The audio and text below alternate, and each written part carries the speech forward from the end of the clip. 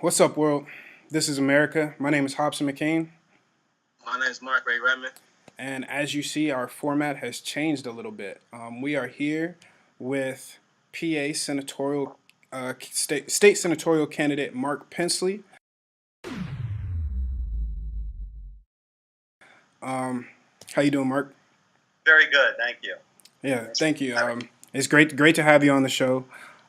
So, just for you guys' information, we figured that with the upcoming election in November, and we've been focusing on the importance of local and state politics in our past few episodes. We figured we might as well get you the information from the horse's mouth. So we're gonna we brought Mark onto the show, and we're gonna talk about the importance of local and state elections nationally, and then more specifically some issues with the 16th district in Pennsylvania. So if you guys don't have anything else, let's just dive right into it. So Mark, first I'd just like to ask you, like, what got you involved in politics or interested in it? Yeah, I mean, really, basically, I just saw that it was a broken system, and I wanted to have some impact on how we could move forward faster. To be honest, it's just the right today has taken over in a way that it is not good for the country Yeah, and not good for our state either. And I really believe that we need to have impacts. That's why I got started. yeah. So I know that Pennsylvania is a swing state in terms of national elections, and then the 16th district is a swing district in terms of Pennsylvania elections. So It is. It could have made a difference in the past presidential election. yeah, yeah, for sure. So would you mind talking a little bit about the importance of getting involved in local and state politics, and just like the role it plays in everyday life? Yeah, so I'll even start below state, just to, because I'm a commissioner Mm-hmm. now, and I just got involved in 2016. I mean, even at the commissioner level, you're actually dealing with the people. So I know a lot of people look at Washington and they see the news that's happening every day. But when you get down to your local politics, you actually have an interaction with the people and can actually help their specific issues. So at the township level, it can be water or leaves or whatever buildings that are going on. Mm. And then when you go up to the next level, then you're having maybe a broader base impact. So at the state senate level, especially with with some of the stuff's going on with the new Supreme Court nominee, Yeah. we would have impact on things like women's reproductive rights at the state level. We'll have impact on gun control. Most recently, down in Florida with some of the stuff that was going on down there with them wanting to put guns in schools. Yeah. That's voted on at the state level. So things like that. Yeah. Awesome. And then just one more follow up question. I'll let Mark. This is America. Mark, take over. So how do you feel? You spoke a little bit about how you're currently a commissioner and you're really involved in local politics and really involved with the people, right? How do you think that experience is gonna help you when you're making that step up? Yeah, two things. So it's interesting. So first off, my campaigning itself helped me when I was becoming a commissioner. So I knocked on 4,000 doors, and got to talk to a lot of different people about what the issues were. Mm-hmm. And as you can imagine, you have people talk about different things. Obviously, it always starts in Washington and whatever the tweet of the day is. Yeah. Then sure. it does go down to lower levels, and they start talking about their kids in school. And how that is important to them, how their property tax is important to them, things like that.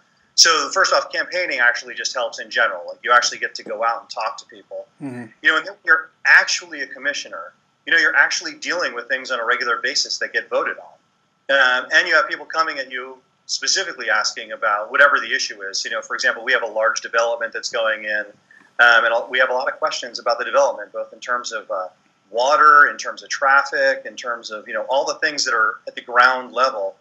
So you really start to learn about the state at the ground level, and that ends up being something you can take to the state. Mm-hmm. Actually, maybe one example is so one of the things that I never knew at the time was when we're putting up new buildings, the state of Pennsylvania is actually very developer friendly. Yeah. So, for example, if we have some small roads, near a new warehouse that's being built, we have very little impact that we can take with the developer to make them, do something with the small roads to make sure that they can handle the trucks and things like that. Yeah. But now knowing that, I can go to the state and try and change laws that would impact that. So it seems like a small thing, but it gives a whole bunch of communities more power, not just one community. Yeah. Yeah. And not to cut you off, this is America, Mark. But I think that like you said, a lot of the things that keeps people out of local politics is that they don't understand that the impact it has on the things that you seem small, right? Roads, on infrastructure, transportation, water, and all that stuff. But in reality, state and local politics are really affecting the everyday lives of the people within your constituency. The most in comparison with federal politics and national politics. Absolutely. How you doing, Mark? Yeah, very good, Mark. Kind of to shift the topic just a little bit, kind of keep it on the same road. I come from a community in Trotwood where people aren't, I'm not going to say they're not too politically aware, but people's daily lives kind of take priority over politics. Yep. So what would you say to those people that don't really understand how politics affect their daily lives? Yeah, I mean, it really does. I would say, do you like having your trash picked up? Do you like having your leaves removed? Do you like the water that you get from when you turn on the faucet? Because all of those are impacted by politics. Mm-hmm. And so somebody else is literally controlling your life. You should at least go out and vote on who those people are. And what would you say to the people that don't really know where to go to look and figure out who those people are there to vote for? Yeah, I mean, that's a good question. I mean, I would tell them to, first off, I would actually tell them to call their local leaders if they know who those are. I know that a lot of times you don't even know who those are. With the internet today, you can look up your own town and be like, political leaders in South Whitehall or wherever it is that they live. Mm-hmm. The other thing is if they just start asking people questions, other people that they don't know, other people that they know, there's always somebody who's educated about it. There's always at least one person somewhere that knows something. Could be at a school, could be at a church, there's somebody who's aware, and they can start to lead them in the right path. Yeah, for sure. You had anything else, Mark? Sorry. I was actually going to ask him something that was kind of one of our topics. So do you want to? No, go ahead. Go ahead. You got it, boss. All right. Well, I remember reading that you want to help with this thing called Pennsylvania Promise. Yes. And that's to get not to get the kids, but to get high school graduates a free 2 years of college, or to get them a discount on 2 years of college. How exactly would you plan on funding this? Yeah, I mean, so first off, we always worry about funding, which seems kind of funny to me because we're never worried about tax cuts and things like that, right? Like, how are we going to fund tax cuts? Yeah. So the issue is, I mean, we have things like shale that are not being taxed today.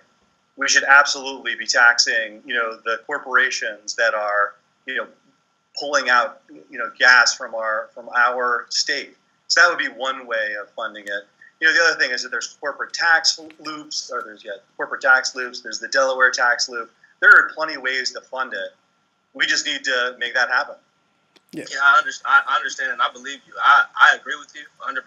But I was just asking that question because I know that there are people that will watch the show and they'll hear things like that and they'll think, oh, well, I didn't agree with Bernie Sanders because there was no way to fund it. But I want somebody that is actually in politics and understands policy because they've been taking part in the practices to explain to people watching our show how it's pretty easy to get funding for things like this. Like, it's not easy because you have to argue with people, you have to debate with people and politic with people, but there are places that the funds are that we can get it. Yeah, can I just talk about single-payer health care for 1 second? Do you guys mind? No, go ahead. Not on the list, but it's something it's important to me, and like that kind of question comes up quite a bit, which is how are we going to fund it? And it really, to me, is amazing because I don't see how we could afford not to fund it. Yeah. Really, what ends up happening, like in that particular instance, is we're already paying for it. So businesses are already paying for health care. that money is going to insurance companies today.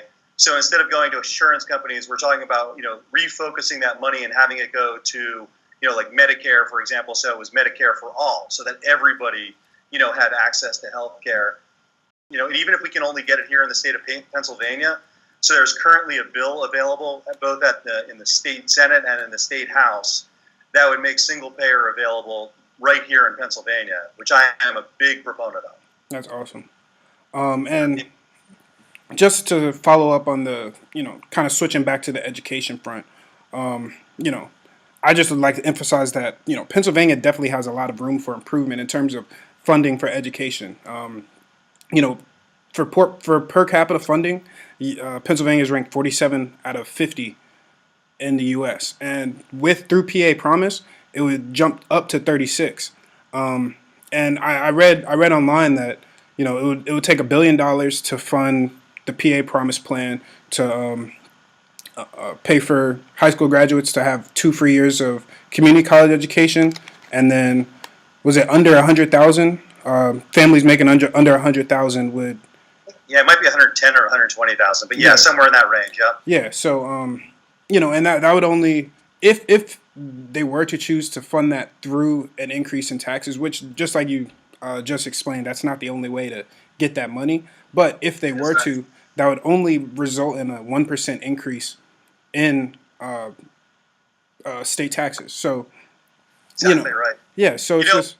And as we were gonna, I think, end up talking about anyway, I am pro legalizing marijuana, and that is another revenue source that they're estimating at $500 million, over $500 million. So you could take that and use it towards education very easily. Yeah, for sure, for sure. Look at Colorado's first year. Yeah, look at Colorado. Colorado, they thought they were only going to make, I think, 600,000, and within 18 months, they had already broken $1 billion. And I think Washington was the same. It may have been a little bit longer period of time, but they broke $1 billion in tax revenue as well. And it's an ongoing tax revenue. So sometimes we have tax revenue that's just one time. With taxing something like marijuana, it's going to be an annual increase in our revenues, which is the kind we want. So with that, the marijuana conversation, there's a large problem in the United States of first mass incarceration, period, and then the incarceration of individuals who committed nonviolent drug-related crimes. So obviously through this legalization of marijuana, there would be a removal of that percentage. But does your campaign have any specific policies to address mass incarceration, or just any? What's your stance on it, basically? Yeah, my stance is first off, we need to make it legal. That would be step one. And then step two is we should go back in time, and anybody who had a nonviolent criminal record based on that, it should be wiped clean. There's no reason that should still be on somebody's record and affecting their work life at all. Yeah, for sure. You got anything, Mark? Not really to add to that. I agree with the notion that legalizing medical marijuana, not just medical marijuana, but recreational marijuana as well, would diminish the crime rate for the nonviolent crimes that we have, especially in communities that are over-policed that we've touched on before. There are certain communities, like since the Reagan era, since the war on drugs, that have been over-policed because of the presence of drugs, especially marijuana, since it is kind of found in communities of lower incomes more prominently because of the fact that they're over-policed. And I would sorry to interrupt, Mark, but I would just, strike back at that a little bit and just point out the fact that, it's not just lower income communities that have a large amount of marijuana. It's just lower income communities. The law enforcement focuses on those communities more. That's over-policing. Yeah. That's the point that I was making. Yeah. So, and since three times over-policing that area, and you're no longer looking for marijuana as something that they can get charged with, then it kind of gets rid of that threat in the community. I think African Americans are charged 3 times more often than their Caucasian counterpart. Yeah. For marijuana possession. Yeah, and I mean that's absurd because. Why is that? Yeah. Yeah, exactly. Why is it though? Why do you think it is? Because we have a whole racial problem in the United States. right, that needs to be overcome. Yeah. And speaking, the 16th district has a large portion of Hispanic Hispanic citizens. I think Yep. it was like 43% of the 16th district is of Hispanic or Latino, Latinx. Yeah, I think that's close. I can't remember if that's the exact number, but Yeah, yes. yeah. Correct. So somewhere 38 to 43. Um, so with the conversation of immigration, which is a hot topic right now, obviously, with the zero tolerance policy and the supposed reunification that's supposed to be happening at the border. Allentown and Lehigh County are both sanctuary cities. Am I correct? Or could you explain Yeah. that a little bit more? Yeah, so, Lehigh County, I'm not sure if it's considered sanctuary or not. Basically what they have said is if ICE doesn't actually have a reason for them to detain somebody that was arrested, then they will let them go. Mm-hmm. But if ICE does have some reason for them to detain them, legal reason, then they'll hold them. So I'm not sure exactly what it takes to be sanctuary, meaning whether you would release regardless. But in this case, at least they're letting them go, if there's no legal reason to hold them. So Number one, I don't think that being a sanctuary city should be a risk to the community.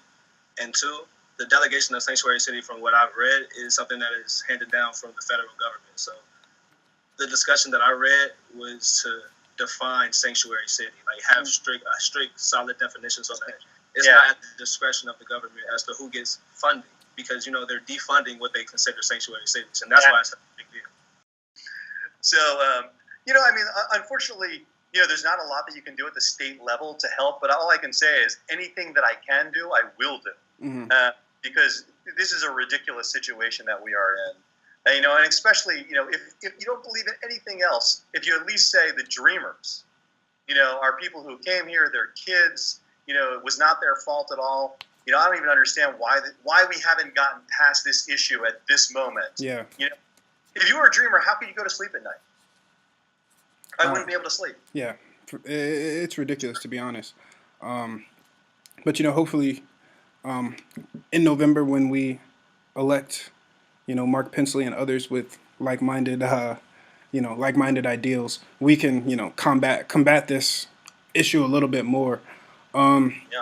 And I would just like to transition a little bit, just because me and Mark went to Lehigh University, which is in Southside Bethlehem, and I think my freshman year, somebody told me that the poverty rate in Bethlehem is, outrageous. I can't remember the exact number, so I don't want to throw anything out there.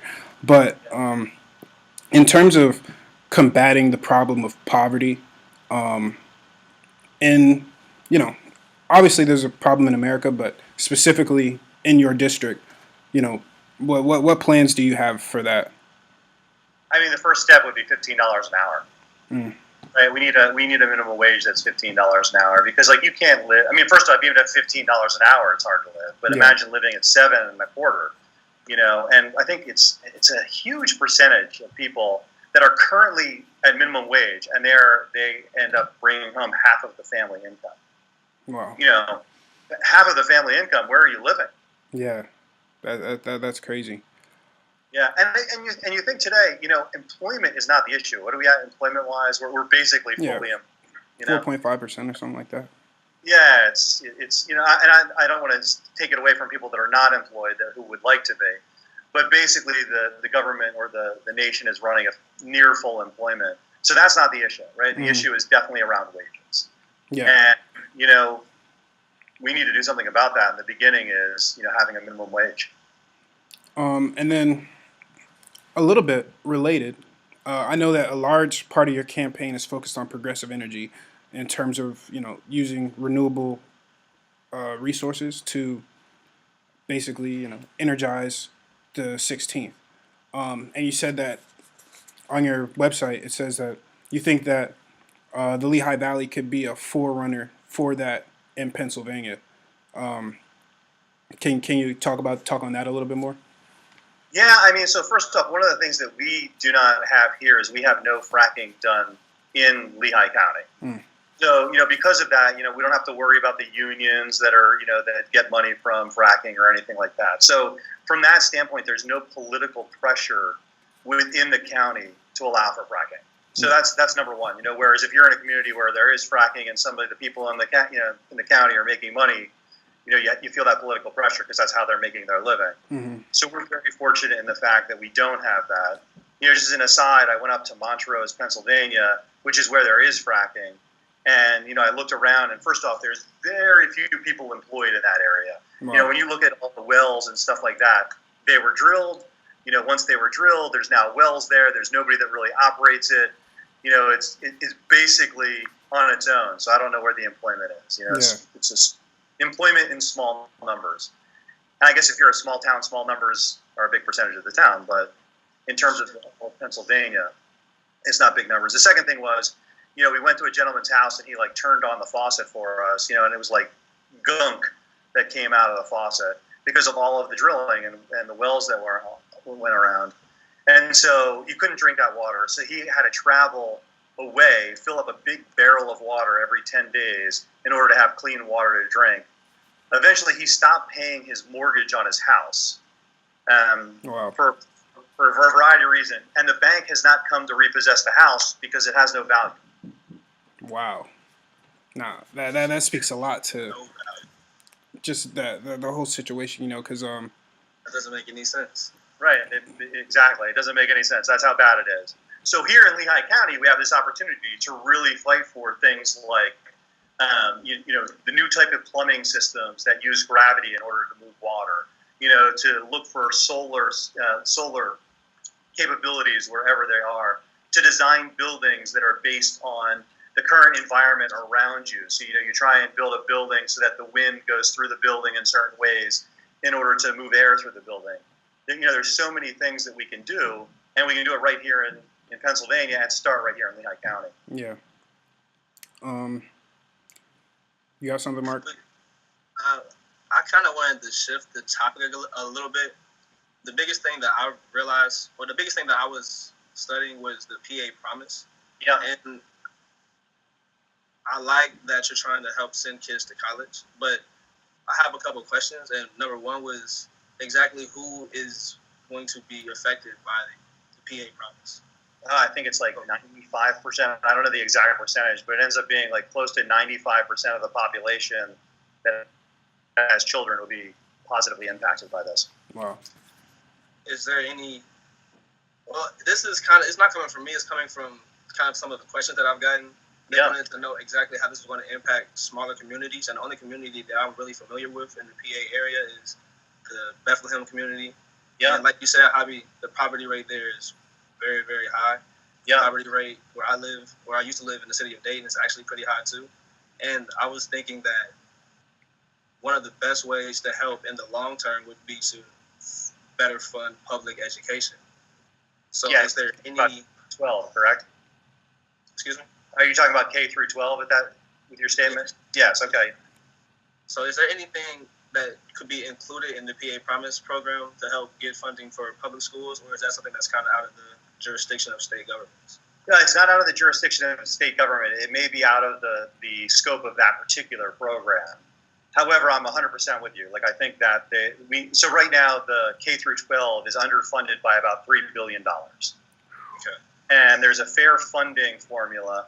And basically the fair funding formula basically says, so right now, a lot of things are funded, I can't remember what the percentage is, but it's high, are funded by property tax. So the quality of your education is based on the price of your house, which doesn't make any sense.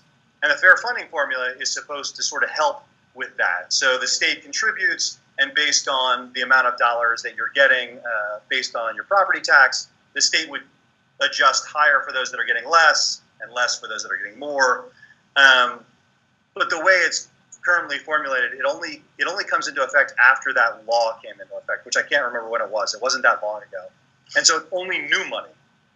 So any new money that comes in goes through the fair funding formula. All of the old money, which is the majority of money, just gets allocated the way it was previously allocated. So basically you're still the quality of your education right now is based on the price of your house. Wow.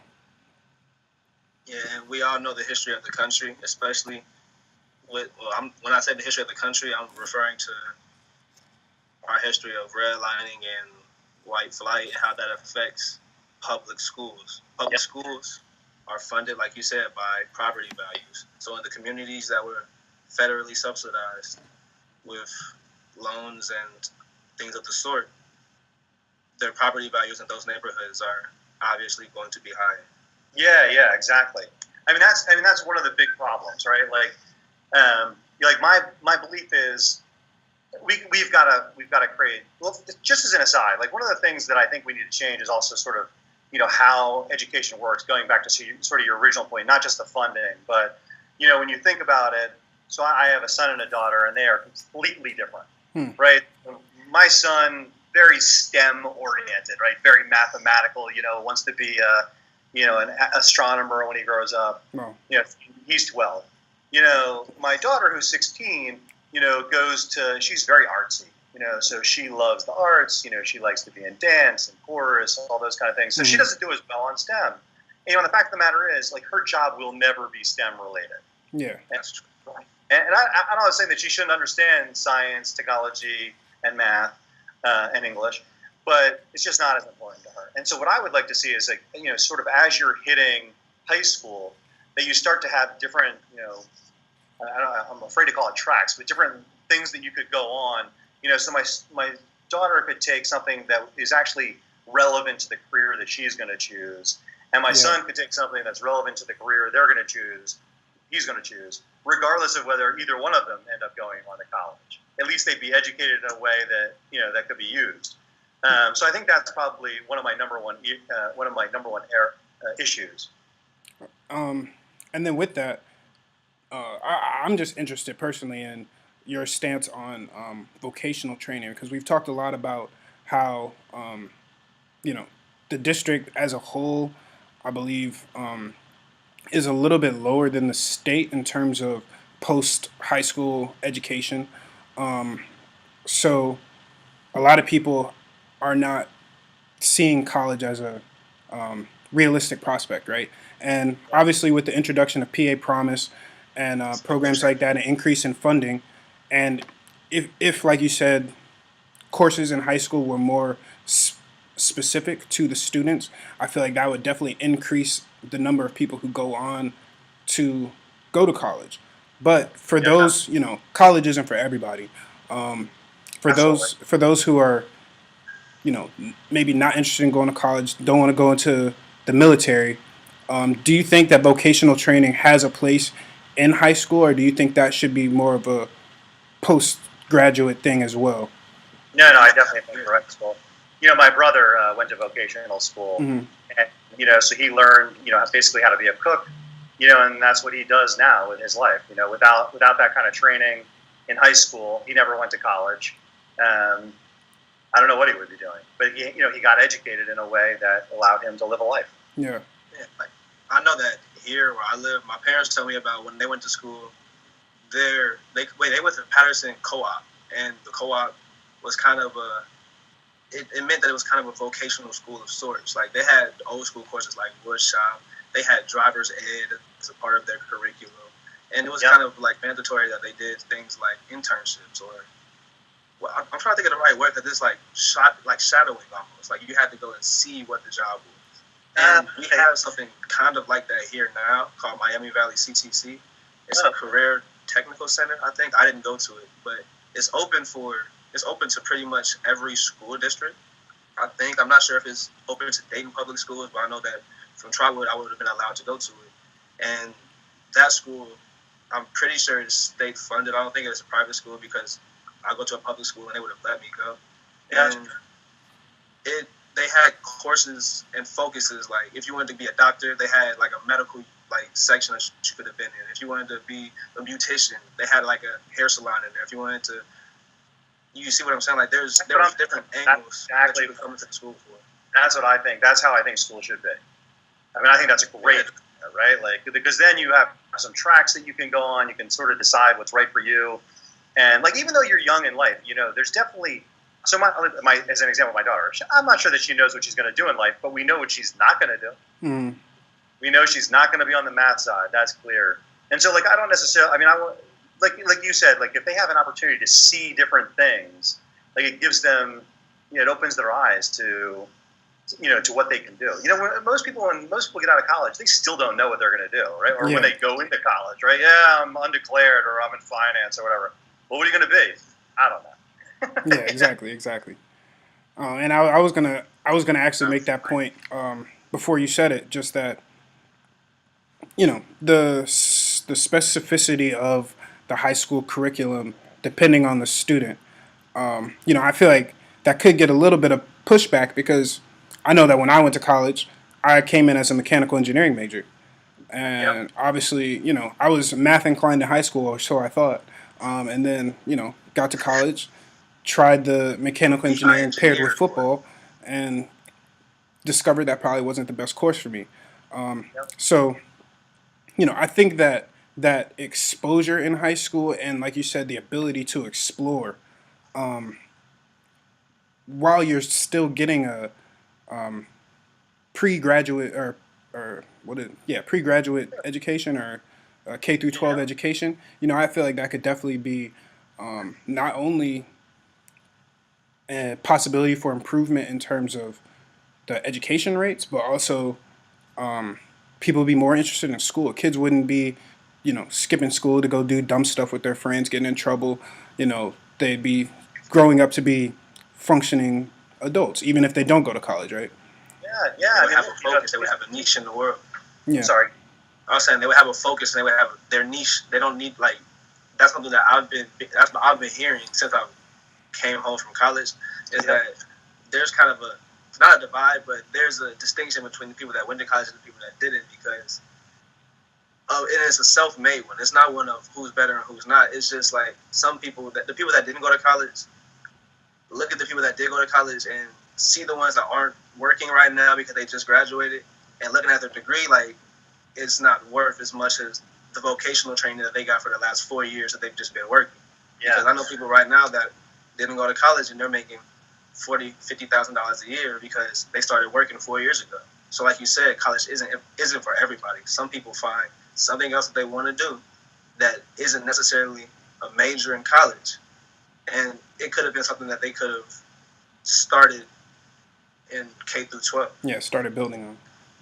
Just out of curiosity, so did you guys go to college because you wanted to specifically, or did you guys go to college because your parents suggested that you go? Well, you want to go first? Yeah. Well, I mean, I wanted to go to college. I like I said, I didn't really realize why. We both played football. We were both on the football team.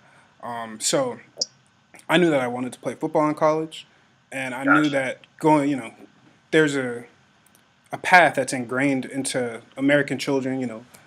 Get good grades, get a good grade on the SAT, apply to schools, go to college, get a job, live the rest of your life happy, right? And so I was, I've learned that that's not necessarily, it's a little bit more of a zigzagging path. But going to college was definitely that was just my next logical step. I didn't know what I would do if I didn't go to college. So I was like, I got I'm going to be playing football, so I might as well go. Mark? Yeah, and for me, it's kind of this is a very similar story. I grew up playing football, so I wanted to go on to play college football. But I have my father to look up to that didn't go to college, and he's an electrician. He has a trade, he has a skill, and he makes good money, even though he didn't go to college. And my mother has her master's, and she's a teacher. And they make very close to the same amount of money. So I've seen in my entire life that a college degree is what you make it. Like, she found something that she likes to do, that she loves to do. And she's living her life. She's having fun. And my dad's making the same money as her, and he didn't go to college. So, you see, I understand that college isn't the only way to be successful. However, I grew up understanding that for me to get to where I wanted to get to in the world, I grew up understanding that football wasn't going to be my entire life. Like, even if I was to grow up and go to the NFL, when I'm 40 years old, I need to know something about the world. I need to know something. I need to have a skill. I need to have something that I can do. And I understood that where I was living, the schools weren't the best. Growing up, school was kind of easy to me. And I wasn't really challenged, like, looking back and going off of what I was told. Yeah. So I wanted to go somewhere. I kind of had like something to prove to people because I always gotten good grades, and they were kind of dismissed because I was not going to the best school. Yeah. I wanted to go to the Ivy League with my football, but Ivy League schools don't give scholarships. I learned that the hard way. Yeah. Yeah. And they're That's definitely unfortunate. expensive. Lehigh came and they said it's just like an Ivy League school, and we have scholarships. Yeah. Makes a difference, right? Yeah, Almost for guaranteed a ring. Yeah. Got 2 of them. So That's football and wanting to grow up, and I wanted to have something that I could do in the future. I started off in the business school. I wanted to be a businessman. Ended up in political science because I found what I wanted to do. Yeah, that's awesome. I love that. Yeah, so transitioning a little bit here, Pennsylvania in recent history has a problem with gerrymandering, and there's been a little bit of I mean, I don't know the full extent, so you can maybe touch on it a little bit. But I know that there's been some investigations into various campaigns. You know, was it the mayor or?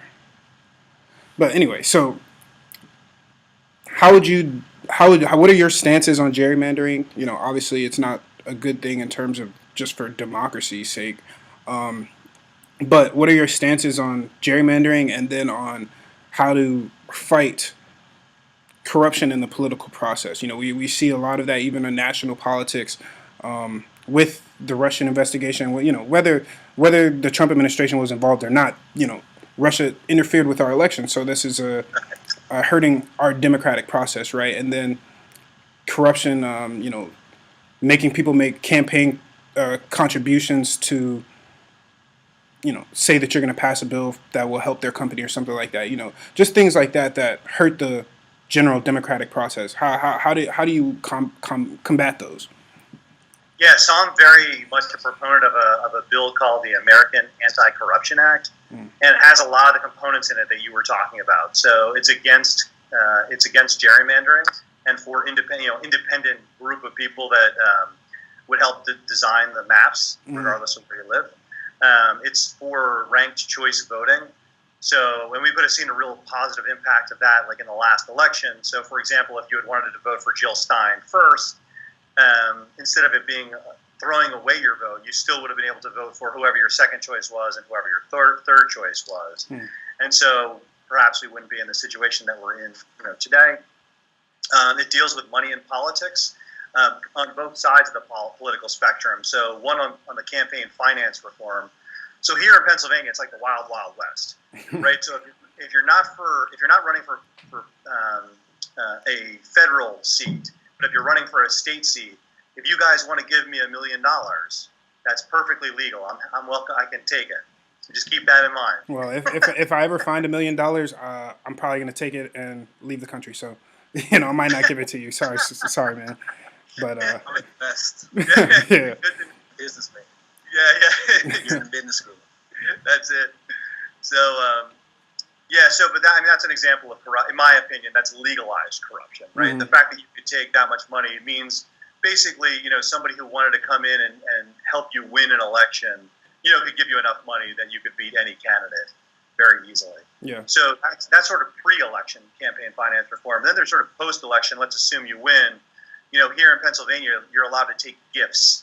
So once again, if I was already a legislator and you wanted to give me a brand new car, I would have to report that you gave me a car, but I could actually accept the vehicle. Wow. Big bribes, basically. Legalized bribes. Yep. Yeah, that's definitely not a good look in terms of right there. Yeah. So, I believe that we should have legislation that prevents all that kind of stuff. We need to limit the amount of campaign contributions there are. We need to limit the gifts that you can take. We need to make sure that there is no gerrymandering, that the districts are drawn in a fair way. And we need to limit the gifts, So it's one thing for somebody to take you out for a hamburger. It's something else for them to give you a brand new car. Yeah.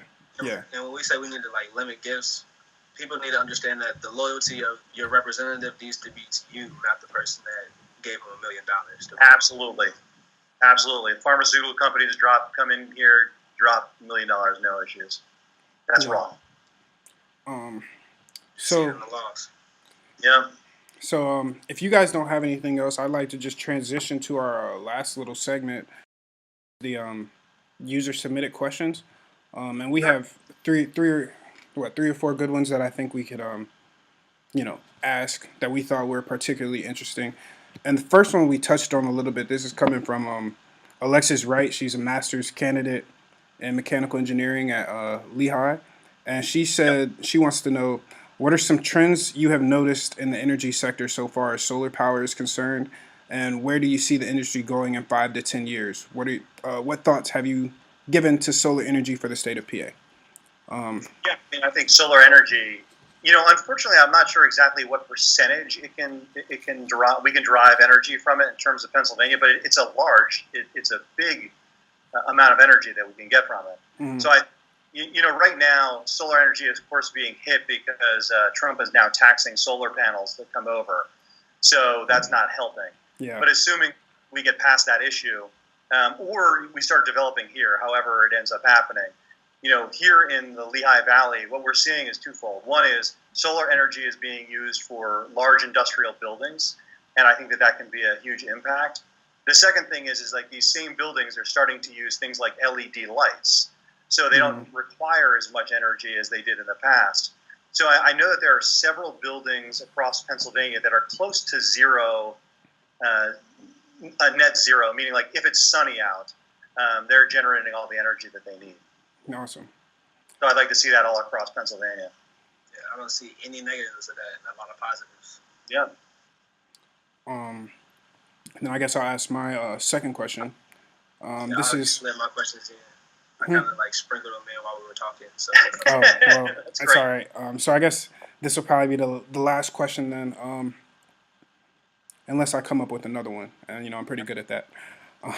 But I might try to come up with one too. yeah, Okay. so this is in relation to the mayor of Philadelphia recently reportedly like disassociated himself with ICE, saying that he would no longer respond to their requests for him to identify illegal aliens and so that they could come pick them up and take them back across the border. And PA senator or PA representative spoke out against it, saying that this was the ICE was founded to protect the communities from crime and keep them safe. So the question is, it's from Sigma Man 13 on Twitter. Y'all don't have to follow him or nothing. It's not a shout out, but what what would you say to people who argue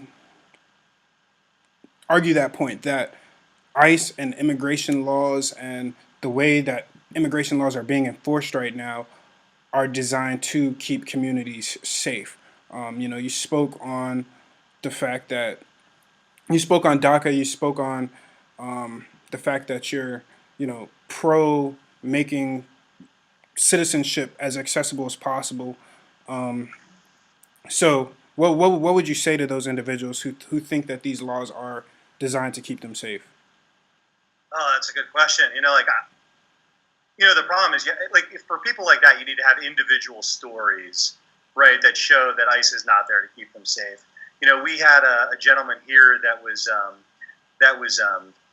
speeding. Mm-hmm.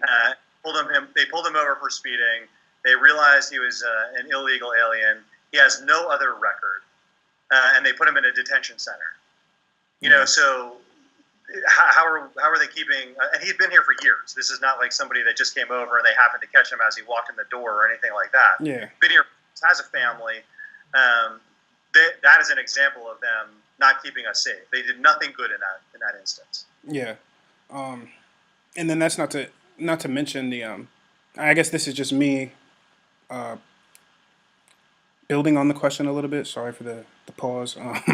But could we talk about a little bit the economic contribution that immigrants or illegal aliens do have in this country? Because they whether people want to acknowledge it or not, they are a large portion of our workforce, right? And they pay taxes. Yeah, they pay taxes when they might not pay federal taxes on you know, their income maybe, but they pay taxes when they go to the store and have to buy something or go through a toll or whatever. So how could you speak a little bit on that? I guess is the question. The economic impact that immigrants have in the country. Yeah, I mean, I don't actually know the numbers on those, but the fact of the matter is like anybody who needs to live, right? So you need to go out and buy food. You're probably gonna get a haircut, right? You're probably gonna, buy other things for your kids if you have kids. You're gonna buy clothes. You need a place to live. It means you're gonna heat the place that you live. I mean, there's all of these things that you have to spend money on in order just to live. That's positively impacting the community. Yeah. And you're employed. Unfortunately, employers in many cases are taking advantage of these people and potentially paying them less than the minimum wage. But they're taking whatever they get. In this case, maybe even less than the minimum wage, and they're putting it back into the system. Yeah, and that does nothing but help. Right. So, and Mark, did you come up with a? Still was trying to think of a question. I was going to build on what we were talking about. We kind of shifted the topic though. Yeah. Well, then the only thing that I have is this is a personal question that I wrote down for this conversation. So with the you talked about the racial problem we have in America right now and the increased racial tension since the last election. There have been a lot of reportings and recordings of instances of police brutality. So can you talk about how the state and local government and elected officials like yourself could play a part in, changing this narrative that seems to be popping up more and more? Yeah, I mean, first off, I really do believe it's some of it is a training issue, right? Like, I don't think that everybody necessarily even understands that they have a racial bias. Yeah. Right? So somebody might be going around feeling like, I'm not racist, whatever, and then you put a gun in their hands, if they're a cop, and something happens and they become afraid, and we know what the next step is. And so, I was looking at the syllabus or training guide, that the police have here in Pennsylvania. And they have 126 hours of weapons training, which, maybe first off, I'm not sure whether that's enough, good or bad, but when you compare that to the amount of training that they have on de-escalation, or racial bias and things like that, all of those other things don't even compare. They don't have those kind of hours. Yeah. As an example, even mental health training is only at like 25 hours. Like, so you take the 126 hours that they're working on weapons training, compared to the 25 hours that they have on mental health training, and of course, bad things happen. Yeah, for sure. I think that an easy way I guess it wouldn't be too easy, but a simple way to fix some of those issues is to just hire policemen that are actually from the community. That way you don't need certain kinds of training. Like, if you're already from there, then you already know how to speak to people. You already know how the people there operate, and you'll be able to deal with the situations a lot more effectively. And you're a lot less likely to get afraid because you're from there. Yeah, I think that's true. I agree with that point. Although I still think that you need education on, that's true, how to handle certain situations. So if you come across somebody who's screaming and yelling and doing crazy things, how do you handle? What's the best way of handling that so that nobody gets hurt? Meaning, the surrounding people don't get hurt, and also the person who's acting crazy doesn't get hurt. Yeah, for sure. Well, with that, Mark, thank you for Mark Pinsley, not you, Mark. But thank you for joining us today. Great conversation. We really enjoyed having you. Thank you. I appreciate your time. Yeah, for sure. And then to our viewers, make sure that you guys are sharing, and subscribing. We're going to keep this content coming. We're going to put a link to Mark's website in the description of our episode, so you can click that, check it out, vote Mark Pinsley in November. And other than that, thank you. And, we'll catch you next time. Yeah, see you.